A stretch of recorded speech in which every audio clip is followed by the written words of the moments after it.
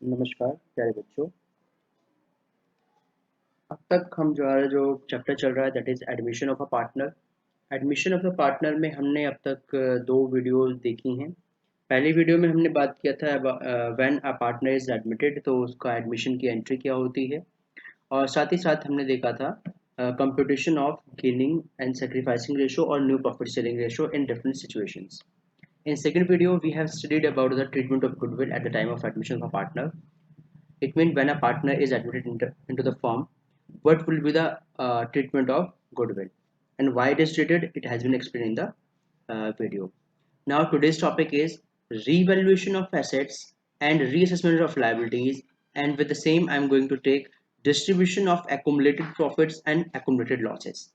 It means इस video में जो हम मेनली वर्कआउट करेंगे या देखेंगे वो ये देखेंगे कि when a partner is admitted और फर्म का जो भी प्रॉफिट या लॉस जो है उसको हम रीवैल्यूएशन ऑफ एसेट्स किस तरीके से करते हैं और रीअसेसमेंट ऑफ लायबिलिटीज हम किस तरीके से करते हैं, यानी जो अपने revaluation account change in PSR वाले चैप्टर में हमने देखा था, सेम वैसा ही हमें यहाँ पर रीवैल्यूएशन अकाउंट करना होता है।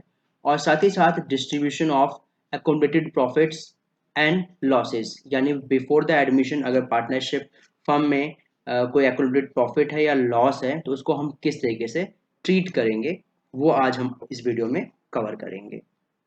इस वीडियो के बाद बेटा आपके पास सिर्फ जो फुल मार्क 8 मार्क्स से क्वेश्चन आता है इस चैप्टर से, फिर उस टॉपिक को लेंगे 8 मार्क्स का क्वेश्चन हम कैसे अपेयर करते हैं, कुछ ट्रिक्स वगैरह डिस्कस करेंगे।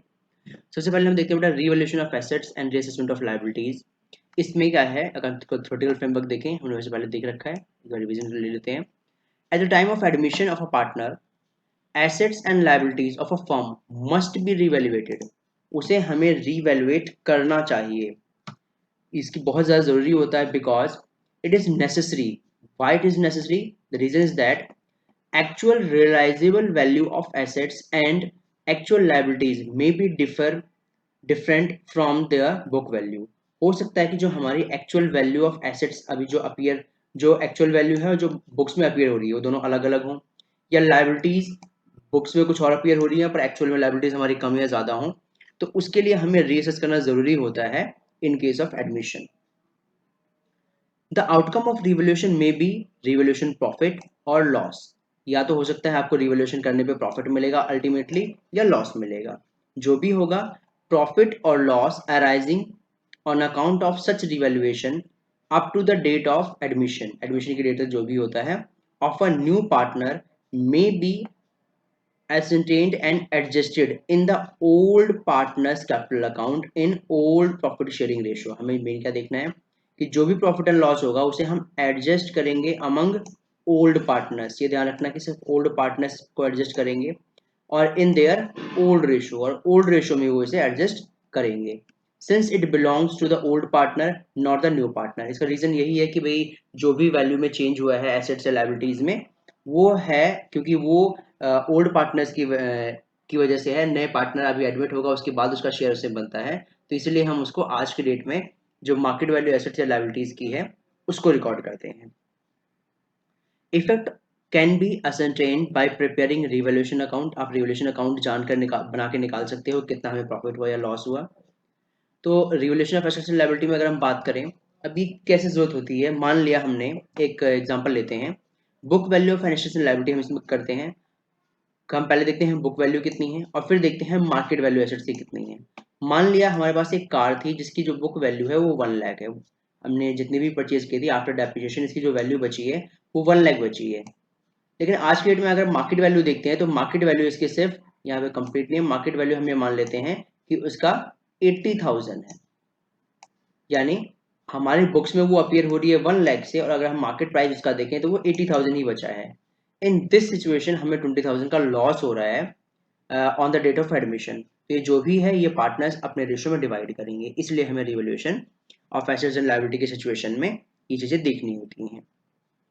रिवैल्यूएशन अकाउंट की बात करें तो revaluation account is nominal account. ये कई बार बेटा इसमें 1 मार्क का क्वेश्चन पूछ लिया जाता है।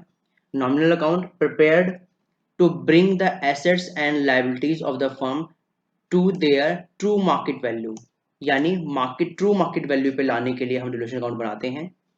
टू फाइंड आउट प्रॉफिट और loss on revaluation, assets revolution of assets and reassessment of liabilities is done. मतलब हम एक्चुअल वैल्यू निकालने के लिए कि हमें लॉस हो रहा है या गेन हो रहा है इन केस ऑफ रिवोल्यूशन, तो हम रिवोल्यूशन करते हैं एसेट्स का और उसके अपने फर्म के लायबिलिटीज का।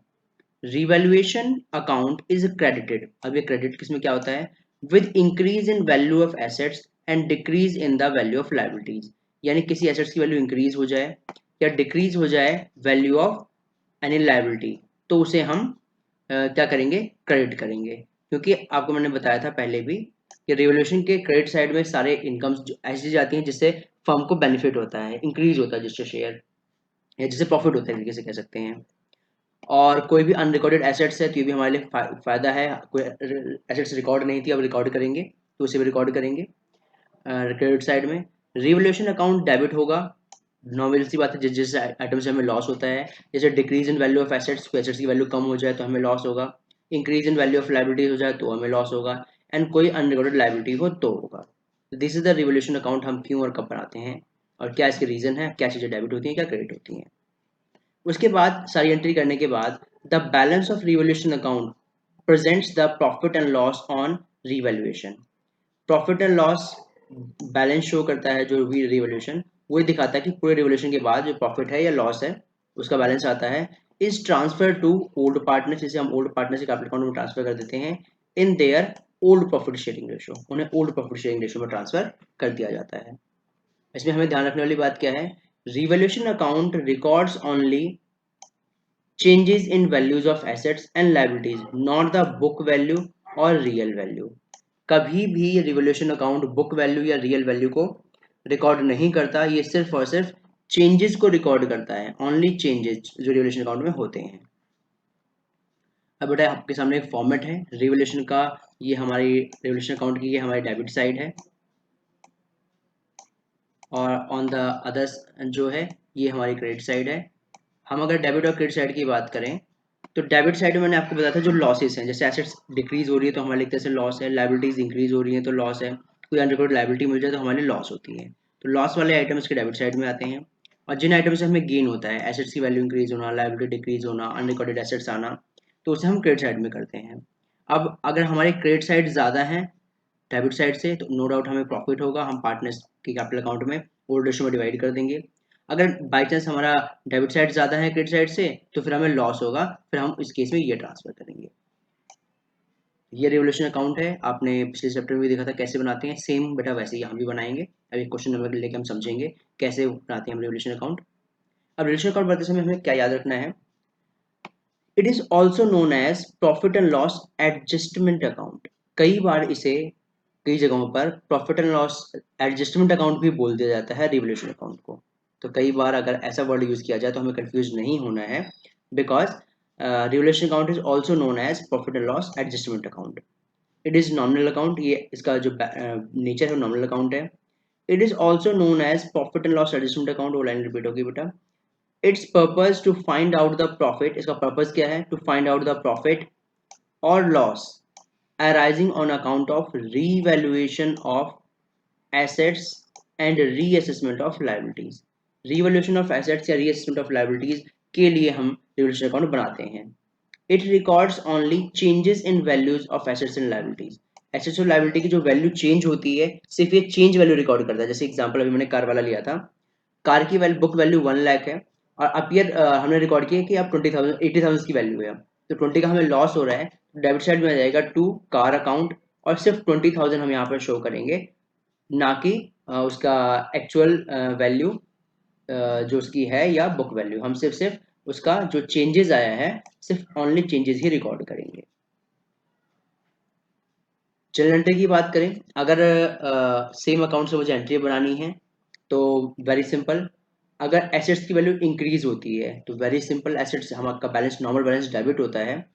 एसेट्स का नॉर्मल बैलेंस जो हमारा होता है वो डेबिट होता है, और अगर उसका बैलेंस इंक्रीज करना है तो एसेट्स अगेन डेबिट हो जाएगी, और इसको हम करते हैं थ्रू रिवोल्यूशन अकाउंट। तो assets account debit to revolution account.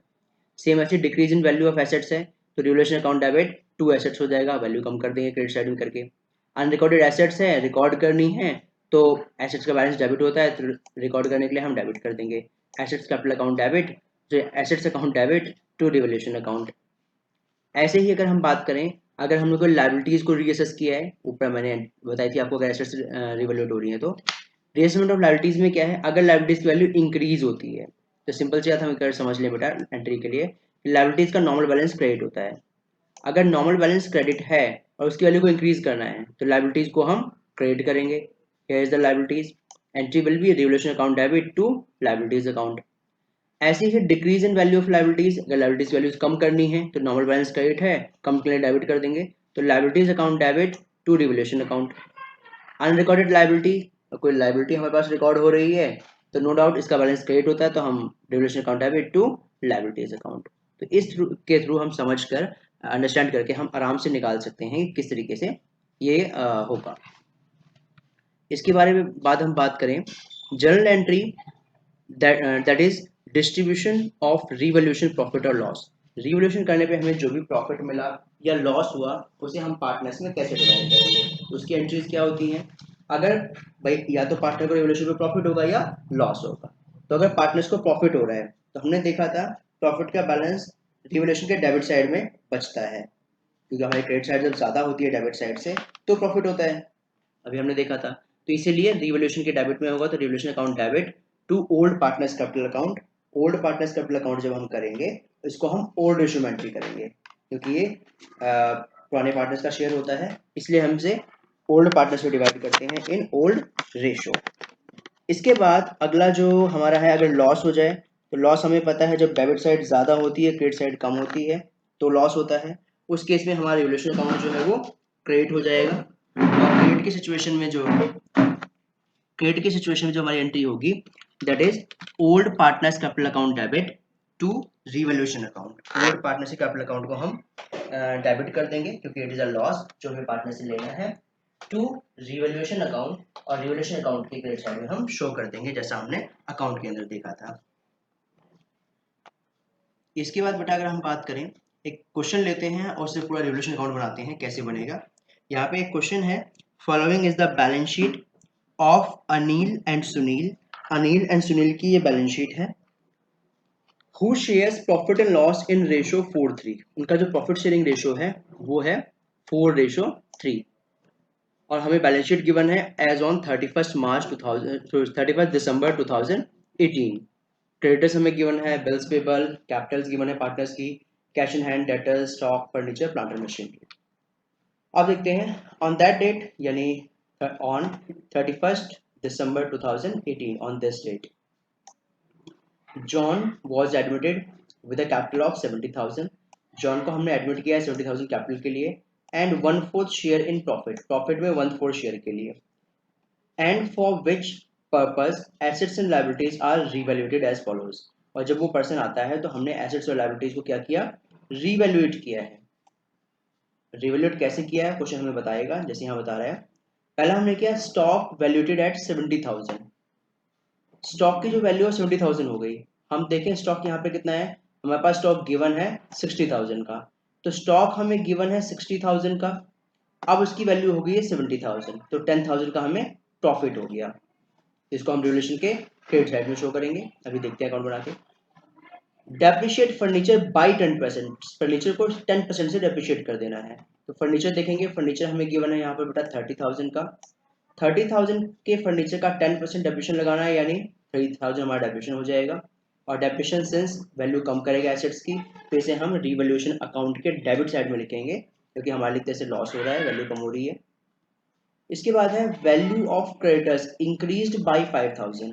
Creditors की जो वैल्यू है वो 5,000, पहले 45,000 थे, अब 5,000 इंक्रीज करनी है। तो सिंस क्रेडिटर्स को इंक्रीज करना है तो हमारे लिए कहीं से लॉस होगा, तो रिवोल्यूशन के क्रेडिट साइड में लिख देंगे बाय क्रेडिटर्स अकाउंट। सॉरी ये इंक्रीज हो रहा है हमारी क्रेडिटर्स, तो सॉरी बेटा हमारी लॉस है, तो हम डेबिट साइड में लिखेंगे टू क्रेडिटर्स अकाउंट, और वैल्यू आ जाएगी। अगला है value of bills payable found to ₹20,000। हमने देखा जो बिल्स पेबल हैं उनकी वैल्यू है 20,000, और बुक्स में हमें दे रखी है 30,000। तो बुक्स में 30,000 है, और हम अब रीअसेस हमने किया कि हमने देखा कि 20,000 वैल्यू उनकी अभी है, वो हमने फाउंड किया 20,000 है, तो हमें 10,000 का एक जैसे बेनिफिट हो रहा है, तो रिवोल्यूशन क्रेडिट साइड में जाएगा। फिफ्थ है इन्वेस्टमेंट वर्थ ₹9,000।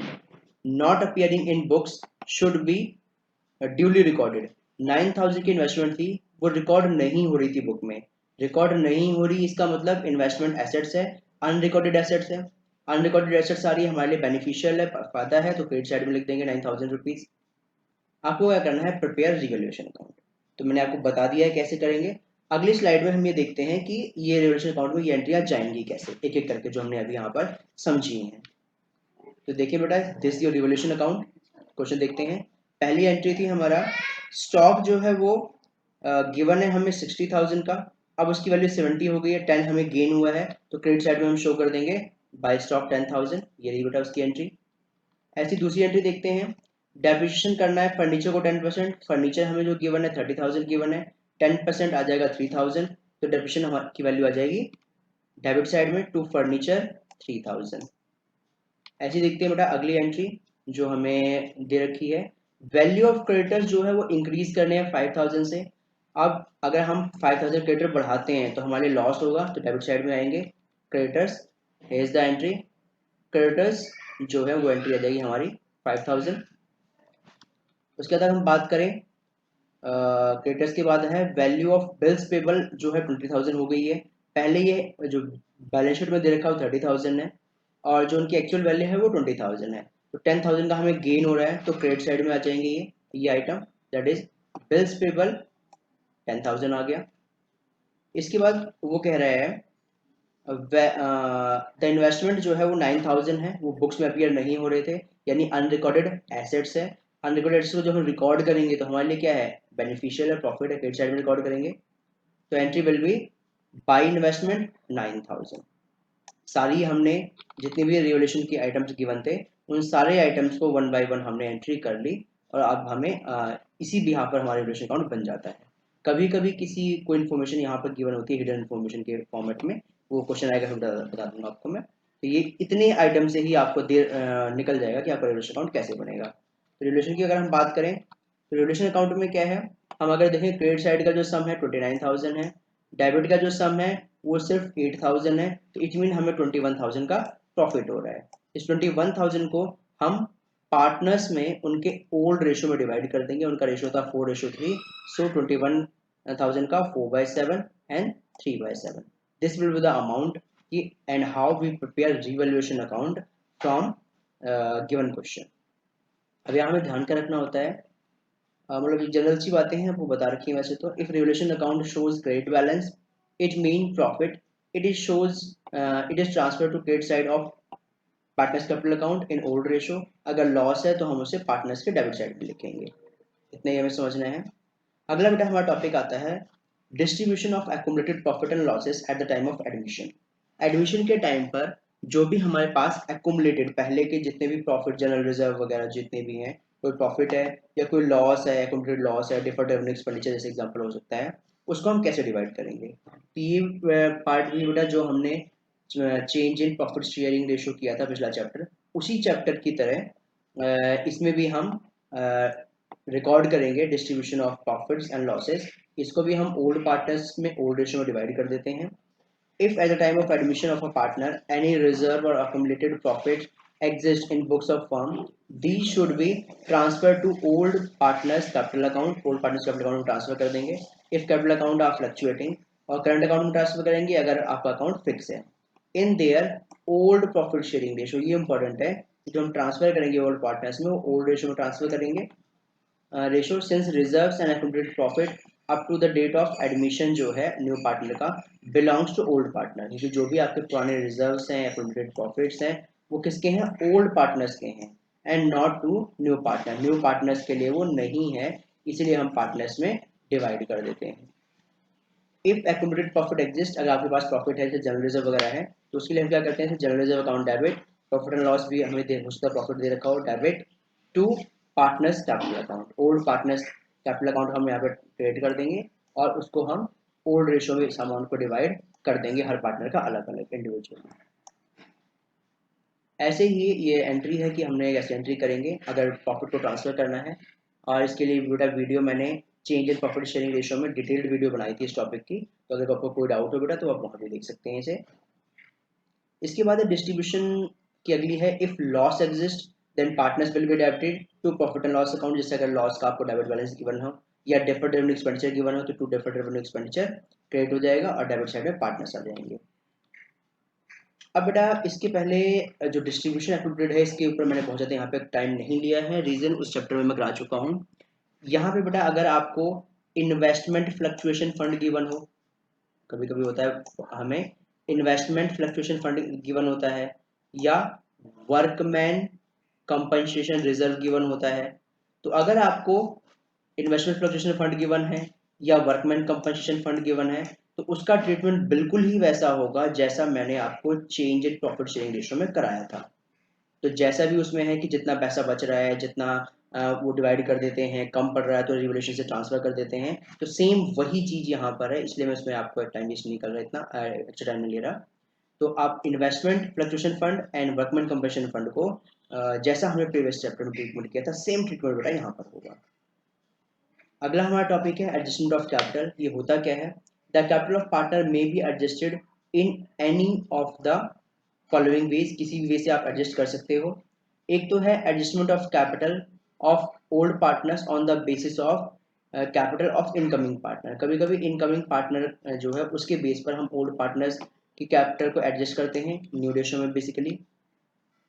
डिटरमाइनिंग दूसरा होता है determining new partners capital on the basis of combined capital of old partners. तो कई बार हम क्या करते हैं, ओल्ड पार्टनर्स के बिहाफ पर हम नए पार्टनर की कैपिटल निकालते हैं क्वेश्चन में ना गिवन हो, और इसमें क्या होता है हम एडजस्ट करते हैं ओल्ड पार्टनर की कैपिटल को on the base of new partner. तो जैसा क्वेश्चन में गिवन होता है वैसा करते हैं, but for the session 2020 and 21 it is not in CBSE syllabus. इस ईयर ये सीबीएसई सिलेबस में पहले स्टार्टिंग में था, बट अभी जो अमेंडमेंट हुआ है due to that reason it is not in your syllabus. तो इसके बारे में हम कोई बहुत ज़्यादा डिस्कस नहीं करने वाले हैं, इतना ही है कि ऐसा हो सकता है, थोड़ा माइंड में होना चाहिए बस। थैंक यू बेटा। इस वीडियो में आपका इतना ही है कि हमने किस तरीके से हम एडजस्ट करेंगे अपने एप्रोप्रिएट प्रॉफिट रिजर्व्स को और अपने रिवोल्यूशन हम कैसे करेंगे। नेक्स्ट वीडियो में जो 8 मार्क्स का क्वेश्चन आता है आपका बोर्ड एग्जाम्स में, उसको हम सॉल्व करके देखेंगे कि हम कैसे सॉल्व करेंगे। हैव अ गुड डे बेटा।